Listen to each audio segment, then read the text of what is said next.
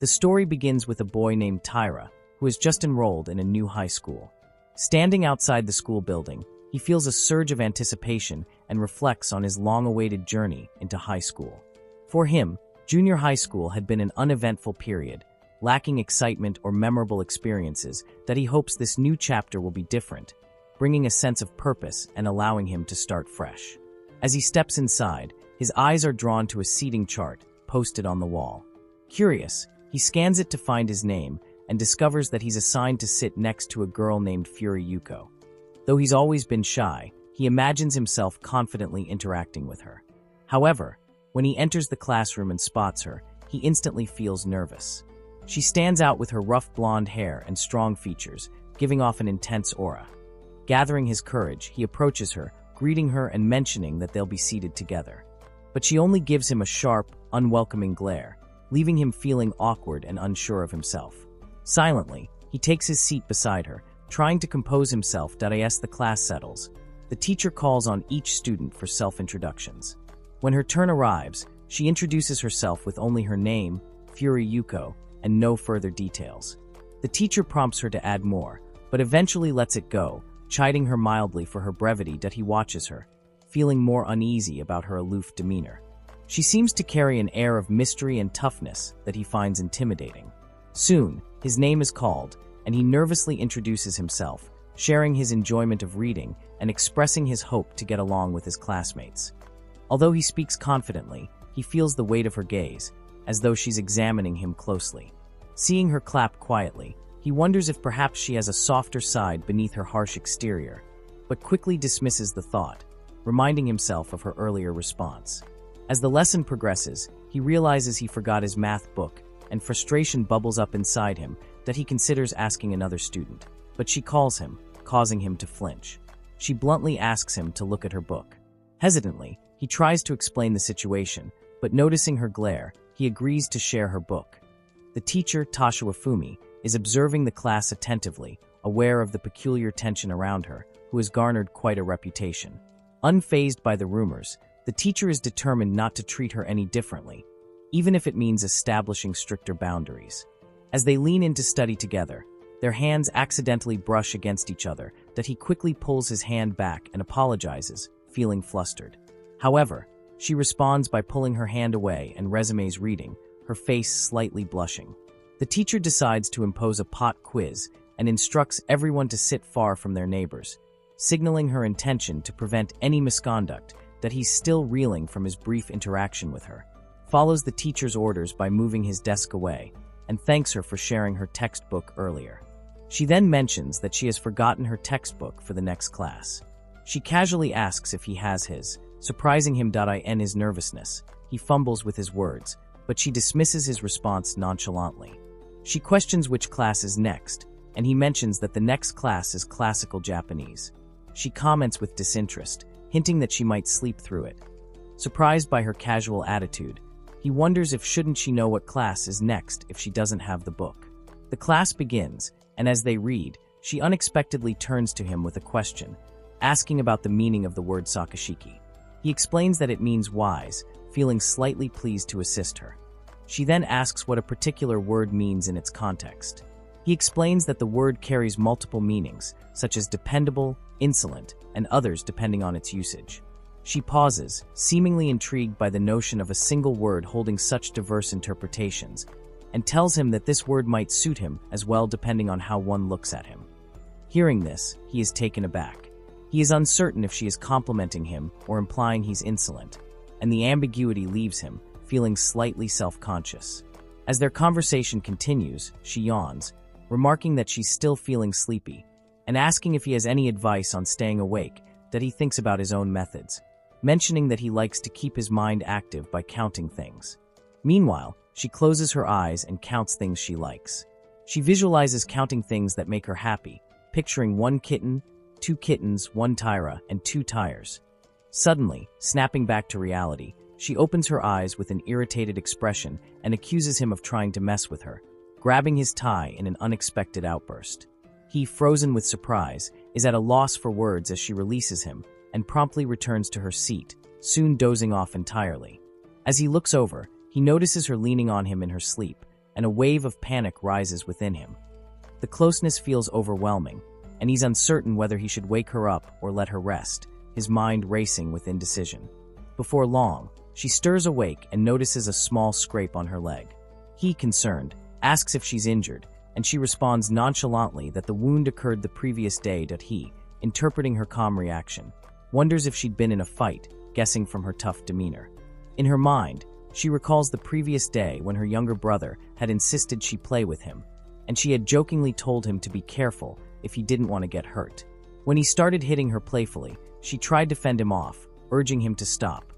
Later, when she finally arrived home and lay on her bed, she spends time looking up romance techniques on her phone, trying to understand how people express affection. Her younger brother, lying on her belly while she continues her search, notices her on her phone and asks what she's doing. She answers, studying, in his typical blunt way. He accuses her of lying, insisting she tell the truth. She felt that most of what she found would be too embarrassing to try, yet she couldn't help but scroll through, wondering if any of it would help her connect better with others. She silently hoped to find something simpler, something she might actually consider trying in her interactions. The next day, he arrives early and greets her with a cheerful good morning. She looks at him with an unusual expression. In response, he offers her an apology. He, unsure of her mood, assumes she may be angry with him for some reason and wonders if he might have said something inappropriate. Avoiding eye contact, he questions himself, uncertain if a compliment might improve the situation or if direct attention would only make her seem more intimidating. As she observes his reaction, she remembers a suggestion she read the previous day, claiming a warm smile could make someone fall in love, and feels oddly pleased with her attempts. Reflecting on her quiet day, she returns home. Her siblings immediately greet her as she walks through the door, and she affectionately hugs them, asking how they are and if their mother is home. Her younger brother, sensing her unusual mood, asks if something good happened that day. She smiles and answers that it was a good day, then heads to the kitchen to make hotcakes for them, feeling the warmth of home and her small efforts to connect. Meanwhile, Tyra is panicking, wondering if she hates him. His classmates mention that she had often been absent during junior high, and this small detail stirs an unexpected feeling of relief in him. As she continues to be absent, he thinks he could at least relax a little. But over the next few days, her continuous presence proves unpredictable that he finds himself puzzling over her erratic demeanor, wondering if there's a reason behind it.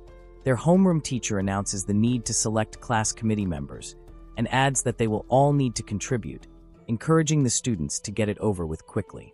Tyra, hoping to avoid any complicated roles, thinks he'd be content with a position that wouldn't require much interaction.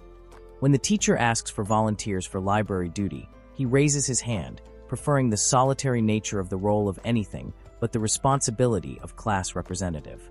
To his surprise, she also raises her hand. The teacher, noticing their simultaneous interest, pauses, but they both immediately claimed it was a mistake, each retracting their offer. The teacher continues with the other roles, calling for healthcare representatives. Once again, both of them raise their hands, only for them to withdraw their offers, each insisting it was another mistake.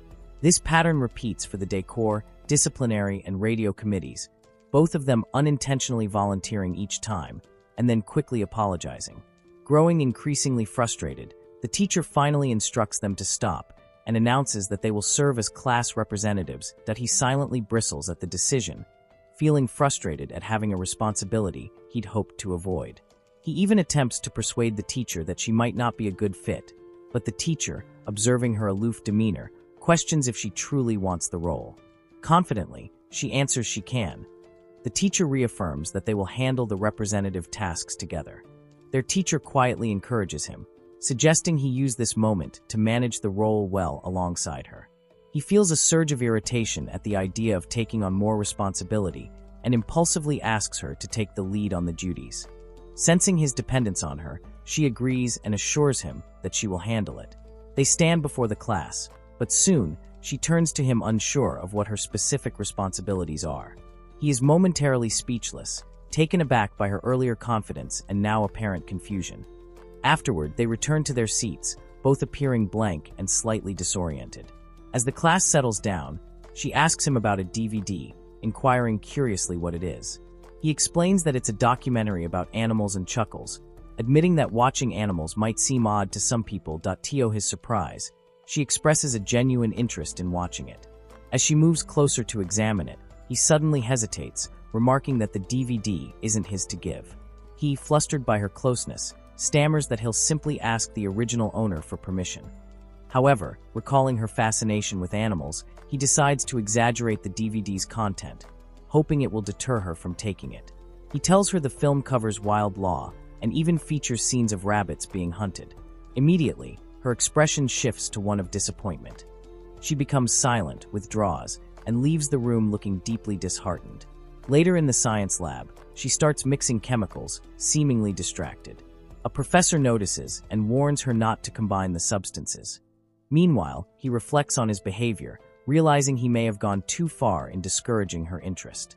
The next day, wanting to make amends, he approaches her with a DVD of a collection titled 200 Cute Animals. He mentions casually that he found it lying around at home and thought she might enjoy it, although the truth is that he went out of his way to find it. She, taken aback, accepts the DVD with a quiet sense of gratitude, her gaze lingering on the cover. She thanks him and promises to take good care of it. They sit together, both momentarily lost in their thoughts, that he muses that she must truly be an animal lover, while she reflects warmly on the gesture, appreciating it as a thoughtful gift from him. Then, after a slight pause, she asks him for his contact number. For a moment, he's uncertain, wondering if she intends to use his number to call on him for errands, rationalizing that it would be easier to decline now than to find himself tangled in her requests, that he fabricates a quick excuse, telling her that he recently lost his phone. She then writes down her own number and email on a slip of paper, suggesting he reach out when he finds it again. He stares at her note, feeling both surprised and somewhat guilty, that it dawns on him that he had been the one who first resisted sharing contact details, while she had so openly offered hers. A pang of guilt strikes him, weighing heavily as he replays his fabricated response in his mind. The guilt eventually drives him to reconsider his initial reaction. Later, he approaches her, telling her he found his phone and asking if she still wants his contact information. Her expression shifts to a wide-eyed stare, and she falls silent, seemingly processing his change of heart. Her hesitation makes him second-guess himself, and he wonders if he's misunderstood her intention, or if he might have hurt her feelings. As she sits lost in thought, he interprets her silence as irritation. Shortly afterward, while stepping out for a moment, he unexpectedly receives an email notification. It's from her. His curiosity piques, and he opens the message to find only 2 words: turn around. Turning, he sees her peeking at him from behind the wall, her gaze shy and tentative. He asks if she needs anything, but she quickly replies with a soft nothing, avoiding his eyes. Her unexpected message and her subtle approach linger in his thoughts. At home that evening, he contemplates whether he should send her a follow-up message. While part of him feels it would be polite to acknowledge her gesture, he hesitates, unsure if it would come across as intrusive. Meanwhile, soaking in the bathtub, she is lost in her own thoughts, feeling hopeful, wondering if she might soon see a message from him. Later that night, as he drifts off to sleep, the idea of messaging her still remains in the back of his mind, but he ultimately decides against it, concerned about disturbing her. Across town, she lies awake, phone in hand, glancing occasionally at the screen in anticipation. When no message comes, she finally closes her eyes, though a sense of restlessness keeps her awake. The next day, she arrives at school looking tired, her eyes shadowed by sleep. Half asleep, she mumbles incoherently, questioning his silence that he notices her unusually sluggish behavior and, curious, asks if he'd done something wrong.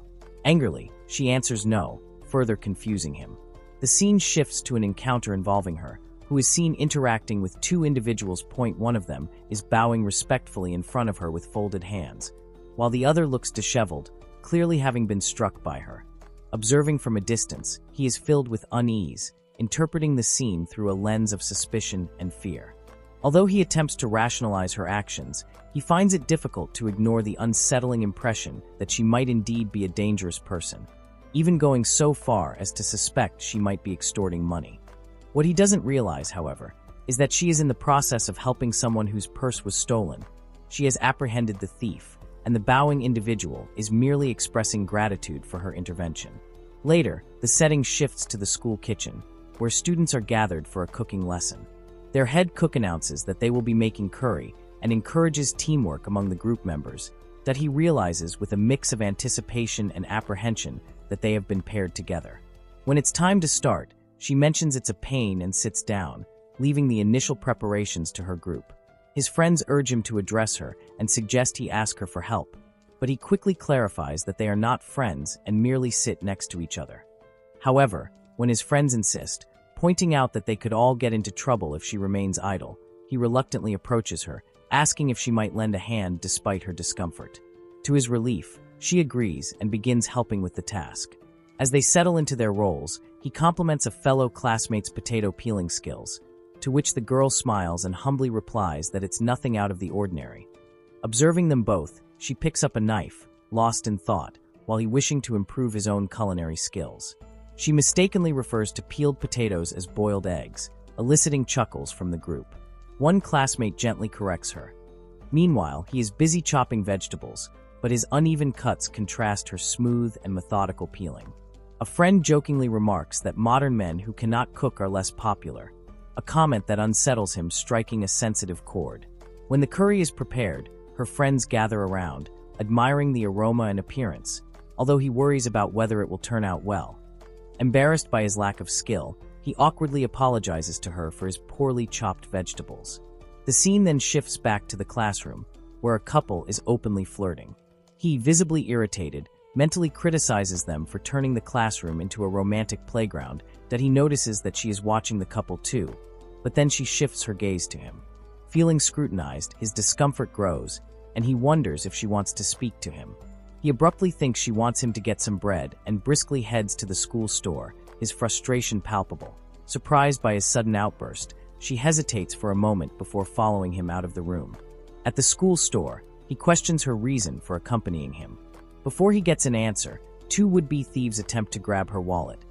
Her fierce gaze and bold questioning catch the thieves off guard, prompting them to back off and quickly retreat. He, witnessing this, feels frightened, putting on an innocent face as he apologizes, assuming he must have done something wrong. Just then, the school bell rings, signaling the start of their next class, physical education, that he remarks that they should head back for class, momentarily disappointed when he suggests postponing their purchase of bread, as she had hoped to feed it to him. They arrive at the PE class, where the teacher informs the students that today's activities will involve basketball for the boys and volleyball for the girls in an adjacent class. He finds himself glancing briefly at her, his gaze inadvertently falling on her athletic form.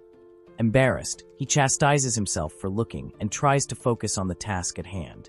During the game, however, he struggles with coordination and movement, fumbling as he tries to keep up with the rest.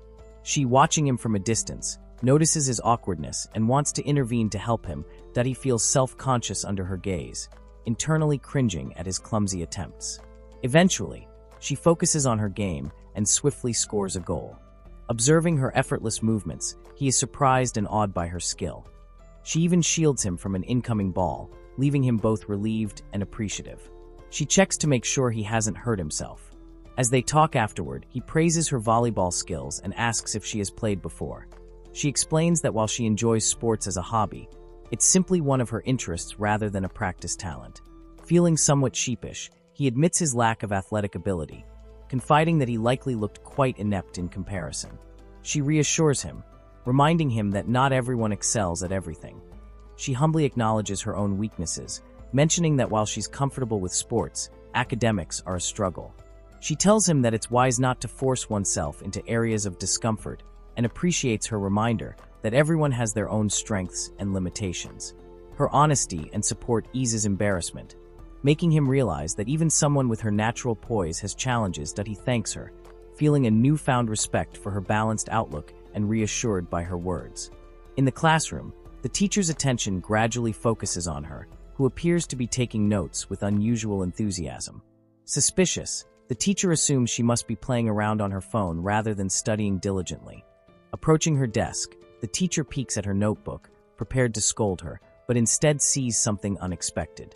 She is meticulously writing her own name alongside Tyra on an eraser. Concerned by this unusual behavior, the teacher leaves her without a word, a hint of worry clouding their face. Later, the homeroom teacher reminds her that she's the only student who hasn't submitted her club application. He apologetically mentions that joining a club is mandatory and asks about her interest in extracurriculars.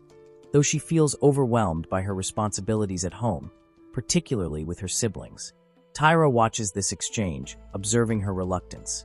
Suddenly, the teacher shifts focus to him, suggesting that he guide her toward the fan club he has joined, hoping she might find interest there. He is taken aback, politely pointing out that such a decision shouldn't be made without her consent, but she instantly agrees. As they walk together down the hallway, he introduces the fan club to her, explaining its low-maintenance appeal. Although there are only 2 current members, he finds the club relaxing compared to the demands of other options. His casual approach piques her interest, and she listens attentively as he describes the other member, a serious but amicable addition who joined this year. When she inquires if they know each other from junior high, he clarifies that they met in high school solely through their shared choice of the same club. They make their way to the club room. They stop in front of a door marked with Manga Anime Fan Club. Her eyes widen slightly with surprise. She turns to him, hesitantly asking if this is one of those otaku things, and notes that though she isn't familiar with it, she's heard that such clubs can be unusual. He's slightly flustered, raises his voice defensively, explaining that this club is different. He assures her that there's no judgment here. She can read any manga she likes. Standing close to him, she feels a slight shyness at their proximity.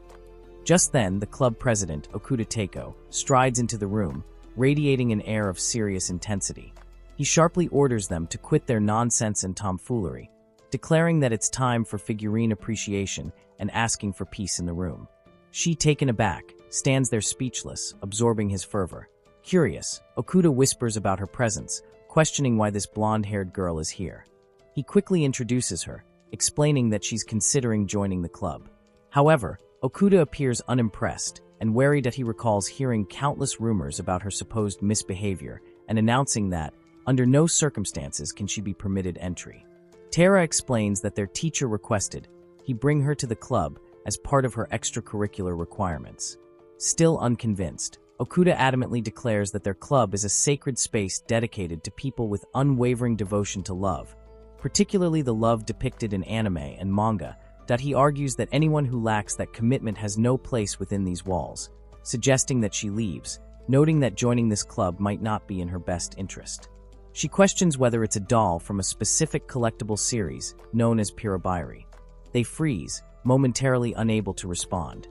She, however, gazes curiously at the detailed figurines lined up on a shelf nearby. When Okuda asks if she's familiar with this particular anime series, she casually mentions that her younger sister is a fan, and they watch it together often. She adds that her family has quite a collection of related figurines at home. Okuda asks her about her favorite character, and she answers Dark Azuma. He reflects on her choice, thinking that she has excellent taste. He even admits that he has a particular fondness for Ichigo-chan, despite the character being a villain. She also appreciates the complexity of the character and feels a strong desire to support her. In his excitement, Okuda falls to the ground before her and implores her to join the club. She, however, responds by saying she doesn't think she'll be able to handle the intensity of the club's activities and decides to look elsewhere. Okuda tries to convince her, suggesting that she would enjoy having lively discussions about precure, but she is uninterested and begins to make her way out, remarking that there is nothing to gain from the club. He insists, offering her the position of vice president of the club, but she refuses. In an attempt to appeal to her, he offers her the freedom to do as she pleases with Tara. After a moment's thought, she humorously considers the idea and eventually agrees. Her response leaves Tara visibly upset, prompting him to pull Okuda aside to question why he's allowing such behavior. Okuda, somewhat sheepish, admits that he simply wants her to become involved in their club, especially to engage in conversations about precure. Meanwhile, she calls for him to sit down and gestures toward a chair. He, still confused, complies, but remains uncertain about the situation. As she inquires about the activities of the club, he explains that the fan club is relatively new and lacks any particular focus, that he mentions that the members mostly bring manga from home to share, but otherwise, it's a casual environment. He reflects on how surreal it feels to be discussing manga with her. Okuda, still eager to impress her, asks about her tastes in the manga.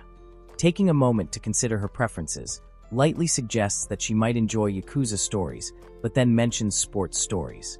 She admits that she often reads shoujo manga, acknowledging that it may not fit her outward image, surprising them with her unexpected choice. Both of them exchange surprised looks, momentarily speechless. Okuda, now more animated than ever, exclaims with delight that having a maiden like her in their club brings a new opportunity for them to try something different.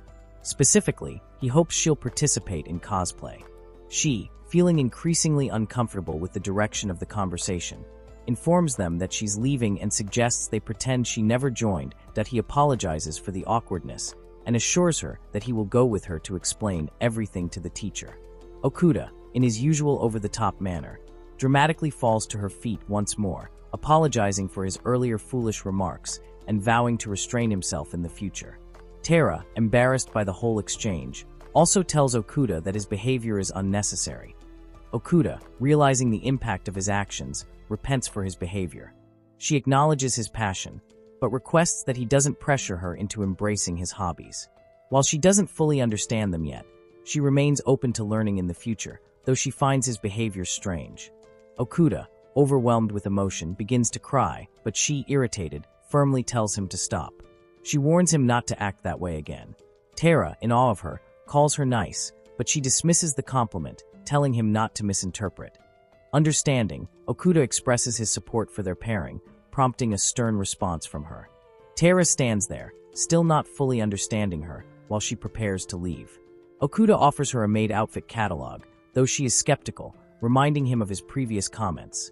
Embarrassed, Okuda clarifies that she misunderstood, mentioning Tara's fondness for maid outfits. She, still amused but not entirely convinced, agrees to take a look at the catalog. The scene shifts to a classroom where a student, Maeda Keiho, mentions there is something that has been troubling her recently. She feels scared of the delinquent-like girl with blonde hair sitting behind her. Maeda recalls that this is the same girl who stood out in a bad way during the entrance ceremony. To think she would be sitting right behind her is unsettling, especially with all the scary rumors circulating about her. With these thoughts swirling in her mind, Maeda looks back at her, who appears to be engrossed in something on her phone. Maeda wonders what she is looking at and how frightening it might be. Her gaze shifts to him, who is usually nervous and anxious. She thinks that he is generally uneasy around her, though she has occasionally seen them hanging around together. Seeing all of this troubles her deeply. She muses about how much she must be tormenting him. Perhaps she has found his weakness and forced him to become her servant. At this moment, she glares at him. He, noticing the intense stare, asks her if she needs something, but she merely tells him that she is just looking at him. Maeda resolves to do her best to avoid getting involved with her or anyone connected to her. Meanwhile, she accidentally steps on her razor while walking. Maeda becomes very frightened, but Yuko quickly takes responsibility, saying that she made it dirty and that it is entirely her fault. Maeda, startled, insists that she was the one who knocked it over. Yuko then offers to swap erasers, explaining that hers is practically new since she hasn't used it much. She gives the girl the eraser, apologizing and stating that she is the one who should be sorry. The girl is surprised by her kindness, thinking that she is much nicer than she appears. However, at that moment, Yuko leans in and quietly asks if she can have the eraser back and promises to bring a better one the following day. Maeda smiles and assures her not to worry about it, thanking her. While returning the eraser, Maeda is taken aback to see Yuko and Tara's names written on it. She asks her if she likes him. Yuko blushes deeply at the question. Maeda, seeing her reaction, lowers her head to her chair and says, "This is one of those charms so pure." Noticing her reaction, Yuko asks her if she likes him. However, Maeda clarifies that she does not like him, telling her that she will cheer her on and says that if she works hard, she can do anything. Suddenly, Maeda becomes very emotional and starts crying. Yuko, concerned, asks if she has done something wrong. Maeda explains that when she gets worked up, her tears never stop. Yuko, seeing this, tells her that it seems tough and offers her a handkerchief, saying, "Here, wipe your tears with this." Yuko then asks if Maeda would like to go to the nurse's office. The two of them go to the nurse's office, and Yuko suggests that she might be tired and advises her to rest, telling her there is no need to be formal with her and asking her to call her by her first name.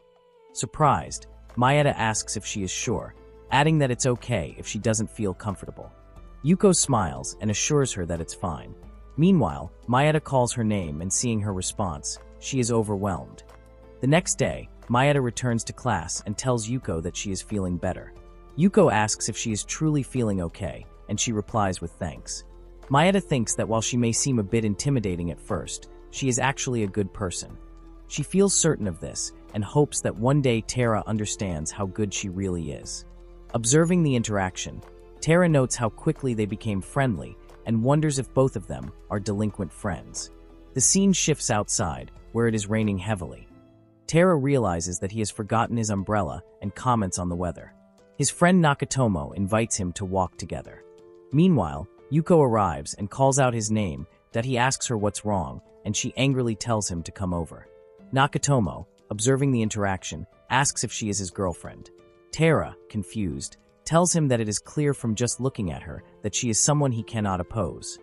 Nakatomo, feeling very uncomfortable, decides to never share his umbrella with him again. As they walk together, an awkward silence falls between them. After a while, he offers to hold the umbrella, explaining that she is the one who allowed him to stay under it. She becomes angry and insists that it is unnecessary, startling him. Hesitantly, she says she is taller than him and the umbrella is hers. He, embarrassed, apologizes, wondering if he said something wrong, that he feels like he has probably made the atmosphere even more awkward. At the same time, she notices that his hand has brushed against hers. He, surprised, wonders why she is making such an effort to walk him home, that he feels grateful to her, but also finds her frightening. The entire situation feels awkward and uncomfortable to him. As they continue walking, he decides to walk as far as he can from her, but notices that she is getting wet from the side, that he moves closer to her.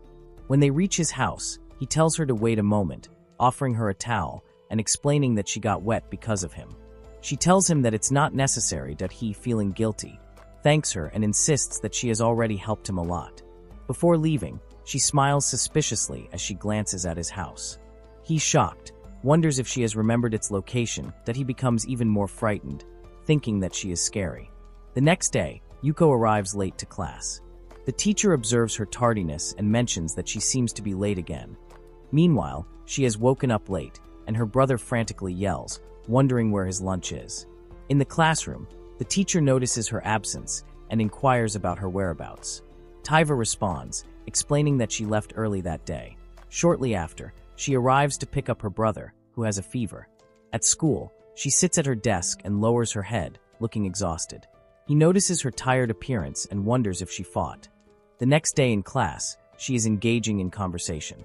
He approaches them and greets her with a polite good morning. He is wearing glasses, and she becomes confused and asks who he is. He explains that he is Tara, and he's wearing glasses due to his weak eyesight. During class, she continues to observe him closely. He admits that he usually wears contact lenses, but is currently out of them. Her gaze feels especially intense to him, and he wonders why she seems to be staring more than usual. He begins to speculate that she might be particularly interested in glasses. In an attempt to ease the tension, he offers to let her try on his glasses. She quickly protests, stating that it would be far too embarrassing, causing him to become startled and apologize for his suggestion. She then asks him how well he can see without glasses, to which he confesses that he cannot see anything clearly without his glasses. Everything appears blurry. She realizes that this means he cannot even see her face properly at the moment. Just then, the teacher's voice interrupts their conversation, commenting that they have exchanged enough passionate gazes, startling them. The scene shifts to a table where she and Okuda are sitting together. Okuda comments that his glasses look really good, to which she responds that she does not have any particular interest in glasses, nor does she think his usual appearance is bad. She simply cannot quite explain her feelings. Okuda teases her, trying to clarify her thoughts. Just as he is explaining, he walks into the room. She looks at him and mentions his glasses are gap-moe. He, noticing this, tells Okuda to stop teaching her strange words. In class, the teacher approaches her and informs her that she will need to retake the exams she failed. She asks to be excused from further responsibilities. The teacher denies this and comments that it would be beneficial if someone could assist her with her studies. Irritated, Tara glances at the teacher and thinks to himself that their homeroom teacher, Yoshino-sensei, seems intent on getting them to grow closer for some unknown reason. The teacher mentions the class representative, who consistently earns top grades and receives constant praise from the teachers. The teacher looks at him and compliments him on his efforts, calling him Mr. Class Representative, which makes him blush slightly. After a brief moment, he agrees to help her, reminding himself that as the class representative, he should fulfill his duties.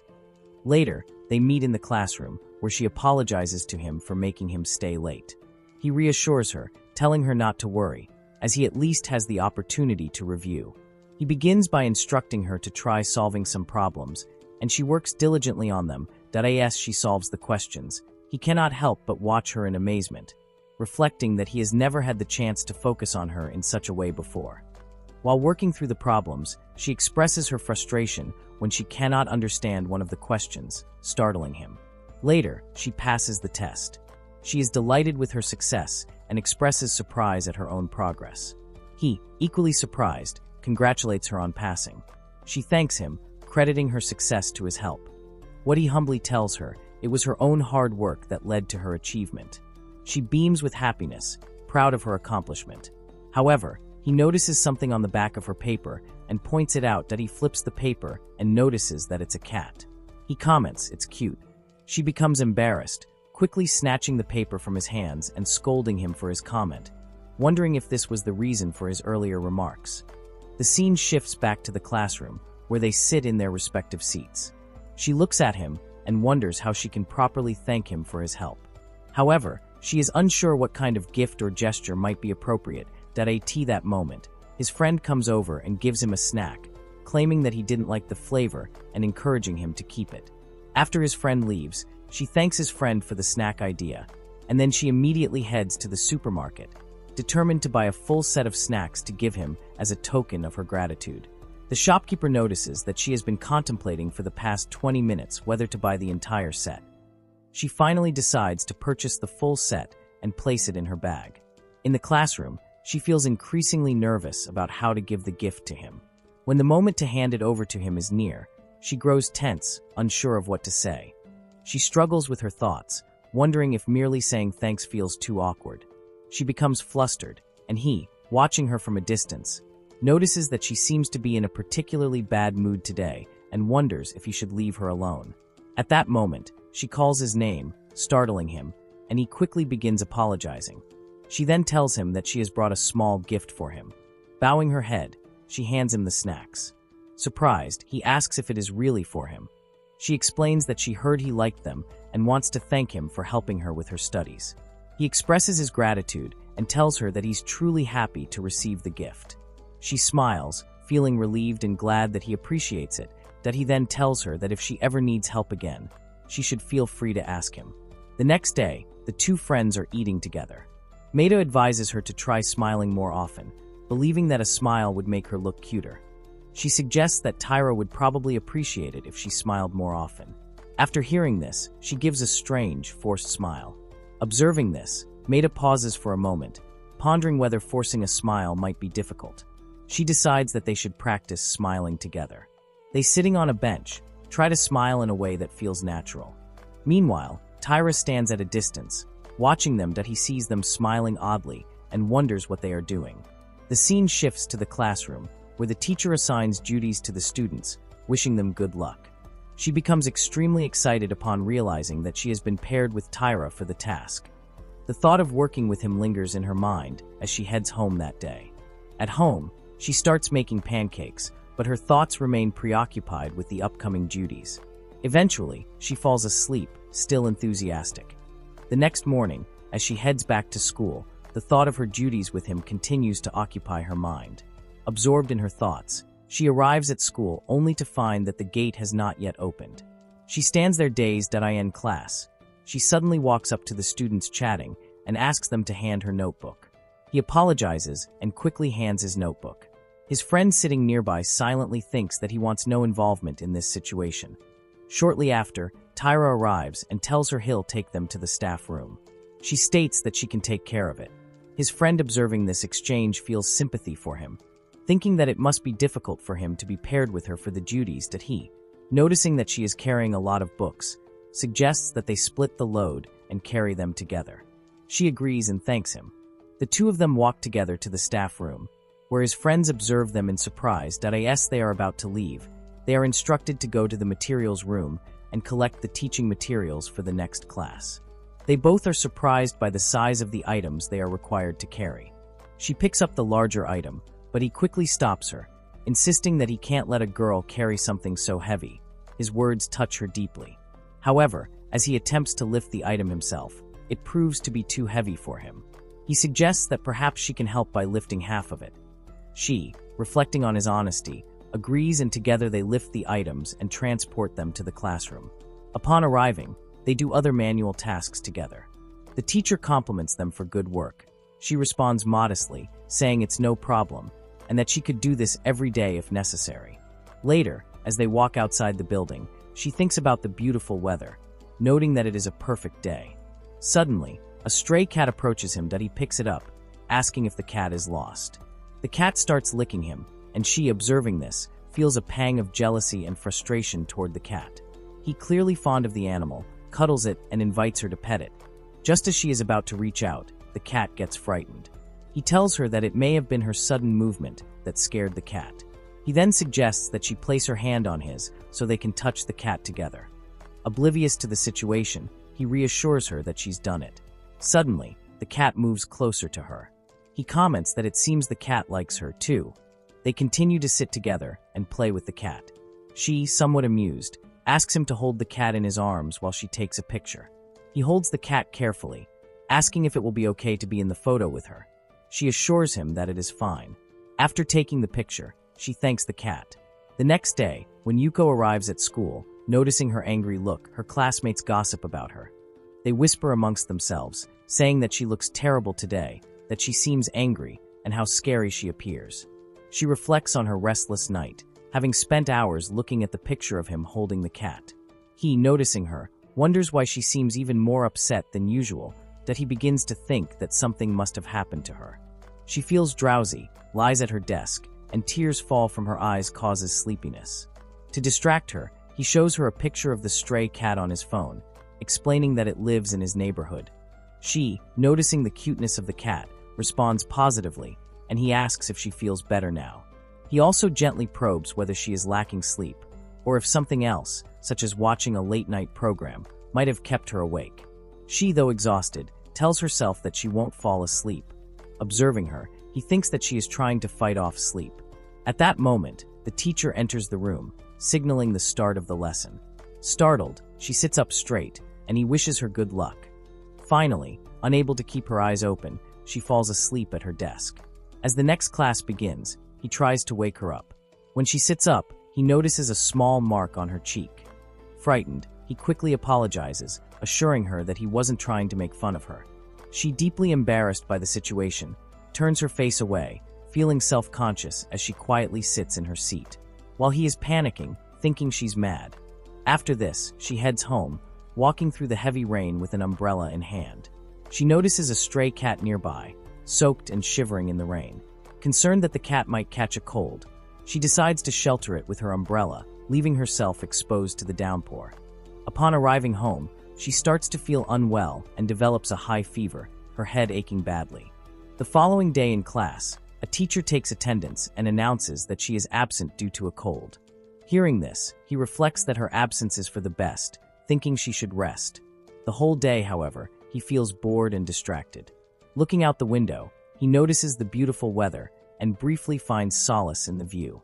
Later, he approaches Yoshino-sensei, hoping to ask him something, but he tells him to wait as he is busy. Tara comments it is rare to see him busy. He explains that he has a lot of tasks to do and mentions that, after school, he has to take printouts to Yuko. Tara questions whether her house is far from the school, and Yoshino replies that it's not too far. Just near the library, that he realizes that the location is in the exact opposite direction of his own house. Yoshino then asks him what he wants to discuss, but he, with a hint of curiosity, wonders aloud if he should go to her house to deliver the printouts. Upon hearing this, Yoshino is unexpectedly moved by the idea, leaving him confused that he is about to leave when Okuda arrives, asking if she is nearby. He explains that she has a cold and isn't at school. Okuda then mentions that he brought some manga he had promised to lend to her, that he tells Okuda that he is heading to her house to deliver the printouts and invites him to come along. However, Okuda quickly flees, leaving him a note, wishing him good luck. Walking alone, he looks at the note and wishes Okuda had come along. Thinking perhaps it would have been better if they both went together, as he reaches the area near her house. He approaches an elderly woman and asks if anyone named Yuko lives around here. The old woman smiles and tells him that her house is just 1 block away. She then inquires if he is her friend, he clarifies that he is bringing her some printouts because she's sick. The woman's surprised to learn that she's unwell, hands him something, and insists he give it to her. She spreads the news throughout the neighborhood, prompting everyone to eagerly contribute fruits and water bottles as a gesture of kindness. He's stunned by their generosity and can't help but think of it as a tribute from the neighbors. He continues his search for her house and eventually finds himself in front of it. Her younger brother, riding a bicycle, appears in front of him. Meanwhile, she is lying in bed, gazing at his picture on her phone and wishing she could see him again. She considers going to school and, hearing noise from outside, decides to check. As she exits, she notices Tara and reacts with surprise, asking why he is there. He explains that he brought the printouts from class and some other items she had requested. He also mentions how fortunate it was that her brother had been nearby, helping him find her house. She realizes that at least now she has a chance to see him. Noticing her attire, she tells him to wait and steps away for an instant. She quickly comes back, wrapping herself in a blanket, explaining that she doesn't usually look untidy and that her hair is not typically messy. He reassures her that he's leaving now, telling her to rest and recover from her cold. She responds that she is feeling better now, but wishes in her heart that he would stay just a little longer. At that moment, her little brother enters and asks if he can play with him. Somewhat shyly, she asks if he wouldn't mind playing with her brother for a little while. He, smiling, agrees to play for a bit. He joins her brother, who excitedly tells him to be his horse. He lifts the boy and sits him on his back while she watches the scene. He, sensing her gaze, wonders if he should be careful not to let the boy fall off while playing. Before he leaves, she thanks him for bringing the printouts and playing with her brother. He replies that he had fun too and tells her to take care of herself. Her little brother, not wanting Tyra to leave, pleads with him to stay. She, sternly telling her brother to let him go, allows him to leave. As he walks away, he assures them that he will return. She and her brother both ask if he will really come back, and he nods. After he leaves, she and her little brother lie on the sofa together. Yuko notices she has received messages from both Okuda and Tyra. In his message, he asks about her condition. She, reflecting that her fever is at 42 degrees Celsius, reassures him in her reply that she is feeling better now. The next day, she returns to school. Maeda, noticing her, asks how she is feeling. She thanks her for the message the previous day and for asking about her health. Maeda replies that it was nothing and expresses relief that she is feeling better. Yuko tells her that she wants to ask her something. Just then, Tyra approaches and greets her with a cheerful good morning, and she responds. He asks her what she's doing. She explains that she isn't doing anything special. She then thanks him for his text the day before. Afterward, they sit together to study. She's focused while he looks at her, smiling warmly. As the summer season begins, she arrives at school the next day without her blazer. Her lighter appearance catches his attention, and he finds himself musing that something is refreshing about seeing her this way. Quietly, he acknowledges to himself that he feels a bit less intimidated by her than usual. As he reflects on these thoughts, she walks away without noticing his gaze. Later, they both make their way to the classroom and settle into their respective seats. She, meanwhile, glances at him and observes him in his short-sleeved shirt, which gives him an air of ease and coolness. She notices a small mole on his arm and thinks that discovering such minor details about him is surprisingly enjoyable. Her expression softens, her eyes filled with quiet fondness. Unaware of her thoughts, he continues his conversation with a friend. However, his friend suddenly comments on how intently she seems to be staring at him. He asks if he might have done something to provoke such focused attention. Hearing this, he becomes visibly startled. As the day progresses, the summer heat intensifies and the classroom grows uncomfortably warm. She softly mutters that she feels as though she's melting from the heat. Her friend Maeda, sitting nearby, smiles and declares that she has a solution to beat the heat. She takes out a small handheld fan and begins fanning her, directing a steady stream of cool air toward her. The refreshing breeze brings her a sense of immediate relief, and she thanks Maeda for her thoughtfulness. Wanting to return the favor, she offers to fan her.